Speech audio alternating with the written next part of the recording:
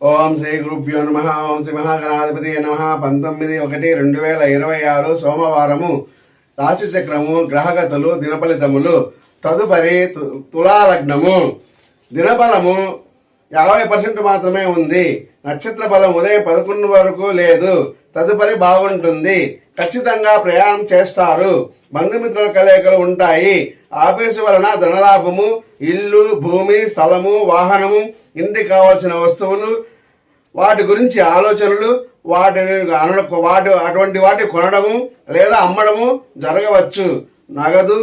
నగలు, బట్టలు మొదలైనవి కొనడము జరగవచ్చును. తదుపరి వృశ్చిక లగ్నము. దినబలము చాలా బాగుంది. నక్షత్ర బలం ఉదయం 11 వరకు బాగులేదు. తర్వాత చాలా బాగుంది. ఎక్కువగా ధైర్యం చేయవద్దు.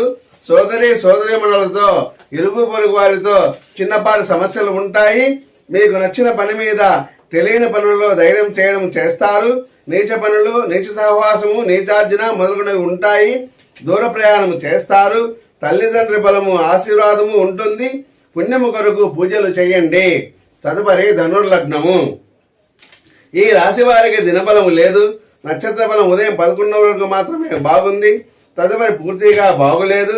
కుటుంబ సమస్యలు, ధన నష్టము ఉంటాయి. కోపము మాటలు రావచ్చును. వాదనలు ఉండవచ్చును. మొదలగునవి ఎక్కువగా ఈరోజు జరుగుతాయి. శ్రమ ఎక్కువ. ఆరోగ్య విషయంలో పలు జాగ్రత్తలు తీసుకోండి. కుటుంబం కొరకు చాలా కష్టపడతారు. తదుపరి మకర లగ్నము. ఈ రాశి వారికి దినబలము లేదు. నక్షత్ర బలము కొద్దిగా మాత్రమే ఉంది. నిలకడ లేని మనస్సు ఉంటుంది. అనారోగ్య సూచనలు ఉన్నాయి. కోపం తెచ్చుకోవడము, శరీర శ్రమ పెంచుకోవడము, మానసిక ఆందోళనకు గురి కావడము జరగవచ్చు. భార్య గురించి ఎక్కువగా ఖర్చులు చేస్తారు. ఆలోచనలు చేస్తారు. ఉదయం 11 తర్వాత బంధుమిత్రుల కలయిక ఉండవచ్చు. ఇంటి ఖర్చులు తప్పవు. కోపపడవద్దు. తదుపరి కుంభలగ్నం. ఈ రాశి వారికి దినబలము లేదు. నక్షత్ర బలం ఉదయం 11 వరకు మాత్రమే ఉంది.